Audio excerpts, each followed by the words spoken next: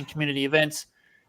We have been in contact with Cherry Collectibles, so the sports card company in Melbourne there, probably the leading sports card company in Australia, you would say. And we're going to do an interview with them before the year is out, so stay tuned, guys. It's really exciting for Chris and I and the Wrestling with Figs podcast because got to tell you about Cherry. Something they did that was absolute genius was they released a thing, they called it Cherry Pie, and it was one card for $100, and they sort of said, we're not gonna, you don't know what it is, but it'll be a collectible card. You may get something worth less than $100, but we're going to try and make it like pretty close to that amount. And a couple of people got cards that were worth a lot more. They really put it on social media. Like they said, the average of the full collection, I can't remember how many units they did. They said the average will be the cost of the sale.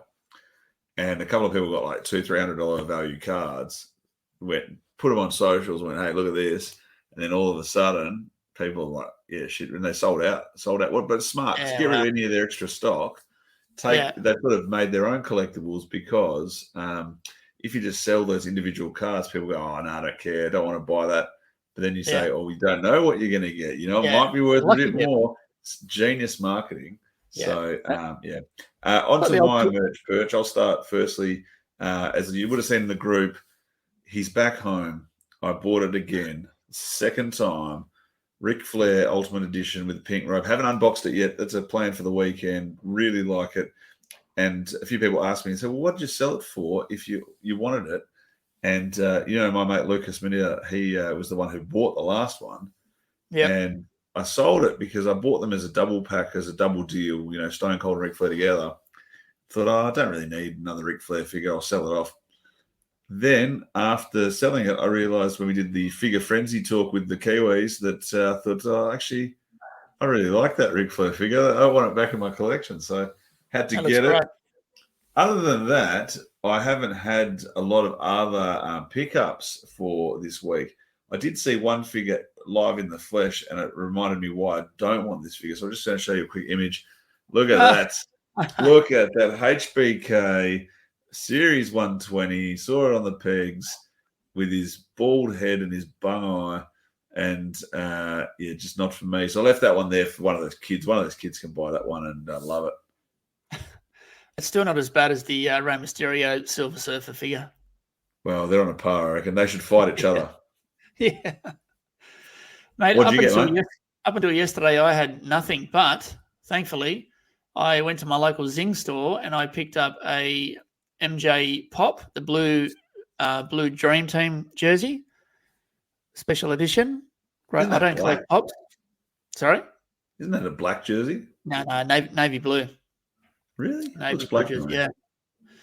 And I also picked up a 92-93 Upper Deck Shaq rookie #1 draft pick PSA 8 trading card. So I have got a loose one, raw one, I should say, that I'm looking to offload. So if anyone's interested, please let me know. And I reckon it would grade probably an 8. So if you're interested, do reach out. So you bought one graded the same as what you already had ungraded. Well, to get it graded and the waiting time with PSA is just absurd, and what they're charging is even more absurd. So, I'm just saying, don't get angry with me, James. I'm just saying. Did you hear about Shaq? So Jack's been in the Shaq has been in the news of late around his how can you say it? I guess his stance on not giving his kids his fortune.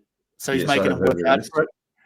Well, he's making them work hard for it and study, and they've got to learn to achieve their own path, which I completely agree with. But there was a meme, not a meme, like a little quote from his article, and it said, "My kids don't like it, but I have to remind them they're not rich. I'm rich." I thought, bravo, Shaq. That is sensational. Don't you reckon it's all just a setup, though, that all these wealthy people who'd say, I'm not going to give anything to my kids, are just saying that so their kids work their asses off and then they realise later on that they do get everything? Probably. But still, if it works. Members merch perch. You want to go with yours? You choose. Mate, I chose Rob Villa. And I will say this, before I get into Rob's, there's a member, and I'm not going to mention his name yet, there's a member that has made me very, very jealous. And he's picked up 2 unbelievable pieces. They're currently sitting in Melbourne Airport somewhere. And due to Australia Post being just as bad as Mattel with their service, he hasn't got them yet. So I'm waiting for him to share them on Merge Perch. And I'll be talking about that in the next fortnight. But back onto this week's. I've chosen Rob Vella, and he has shared his Jake the Snake Roberts snake along with bag and the original box. I don't remember seeing it as a kid. Was this in Australia when we were kids, Chris? I don't remember seeing it. I think this was one you had to order through the magazine, like through the catalogs, or maybe buy it at a show. You couldn't have got this just in a store. I always thought that Toys R Us would have sold them. I could be wrong. Do you know, it's year 4 or maybe year 3 book week, I actually went to book week as Jake the Snake Roberts. Yeah. My stepdad had this massive sort of fake snake, so I chucked it around my neck, put the shorts on with a singlet over the top, and went to school and went, I'm Jake the Snake Roberts. You got photos? No, mate, it was before the days of cameras. Yeah, right, okay.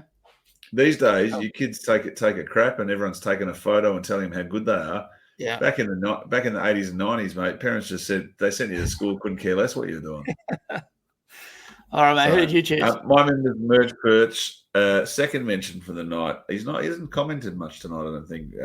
Don't Pay the Perry Man. He got the Ultimate Edition Hulk Hogan. It looks fantastic. I'm very jealous. I don't know how. We're going to have to do an investigation onto Brad as how he's getting figures before everybody else, because this is not the first time he's got his figures early. But very nice figure. Ultimate Hulk Hogan. Love the soft goods shirt, the winged eagle, couple of heads as well. The other one I just quickly selected, and I can't remember the member, so I'm really sorry I added this at the last minute. Just how good does this Slaughter Ultimate look? Oh, yeah. Just looks so good. So jealous that I didn't get one. And if anyone wants to sell me one for a reasonable price, let me know. I can't wait to get one. Yes. Are you still waiting for yours? Yeah. Yep. What was I going to say? Lucas Maneta, did you see his recent haul this week? Oh, huge. In the group? Massive haul. One of them is from me, I think. Which one? One of the legends. Can't remember which legends I sent him. I shipped out a whole bunch of legends, so yeah. Yeah. Awesome. Well, that wraps up Merch Purge. Thanks, everyone, for sending those in. And we will move on to what's online. Did you see what was online? What's online? Some bloke selling some LJN figures on eBay. What's he asking? He's asking too much. Well, did you make an offer? Make an offer. You can't make an offer. It's an auction. Well, just slide into his DMs. Maybe he wants to let them go for less. Maybe he's just trying to whet your appetite. Well, I don't know. We'll just make an offer. I can't make an offer. It's an auction. We'll just slide right in to the DMs. What else is online? Oh, there's so much stuff. There's so much stuff online. Mate, a huge week. Huge week in my 3 that I've selected this week, Chris. Yeah, I like these. Yours are much better than mine, so let's see what you've got, mate. All righty. So for all the old school VHS fans, so I've picked these 2 for 2 reasons, right? Just to show how much these have gone up in value. And I'm not talking big dollars here, but when we talk about the nostalgia of going to your local Video Easy or your Blockbuster or your local Video Civic store and hiring Wrestlemania 6, did it not come out looking like that? Yeah. It was awesome. Unbelievable. That was awesome. I can still hear that sound when you open up the old clamshell VHS cover. And they had a smell too. Yeah. A plasticky vinyl smell. Yep, definitely. Now, that was on eBay, which recently sold for $105 Australian. Wow. Yep.